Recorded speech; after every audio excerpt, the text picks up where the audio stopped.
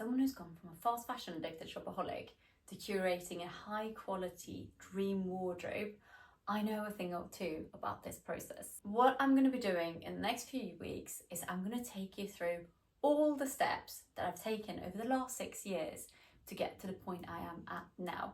It sounds a lot with 6 years, but this is the culmination of everything I've done, and I did most of the work right at the beginning, and the easy steps to follow. So what I'm going to do is share them with you. And as it's week number 1, we're going to do step number 1, which is the big clear out. It's so important that we clear out all the old so we can make space for the new. And it really ties in with the concept of not seeing the woods for all the trees. Basically, we can't find our favourites because they're just buried in the rest. And this is one of the main reasons why we have a lot of clothes, but never anything to wear. What I want you to do is get all your clothes and put them on your bed.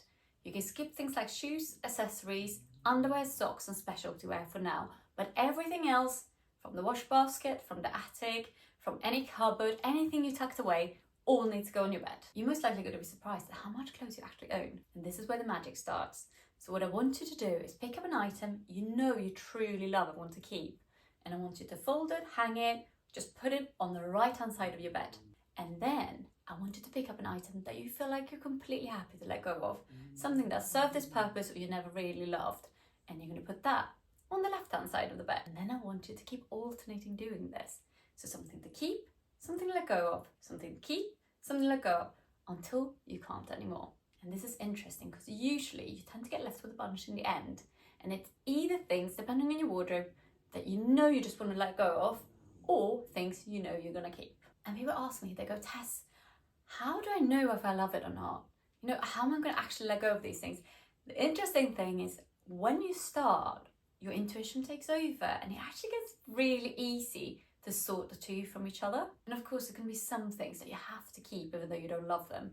Maybe items you have to wear for work, some specialty wear, and even things you're keeping for nostalgia. And the rule is if something doesn't fit your body as it is right now, unless you're pregnant or just had a baby, it's a go. Same thing for anything that's damaged or broken beyond repair. So now everything on the right hand side is your new wardrobe. So take anything that needs to go to the tailor or dry cleaner and send it off, and fold and hang the rest neatly back into your wardrobe. And the items on your left hand side, you need to sort into piles of charity, selling and giving away to friends and family. The rule is anything going to charity, friends and family needs to leave your house within 24 hours. And this is so you don't get tempted to dip back in again. So first time I did a big clear out, I got rid of 75% of my wardrobe.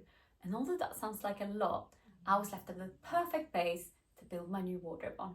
So my task for you this week is the most important one in this journey, and it is to do your own clear out. And then you're going to come back to me next week and I'm going to give you step number 2.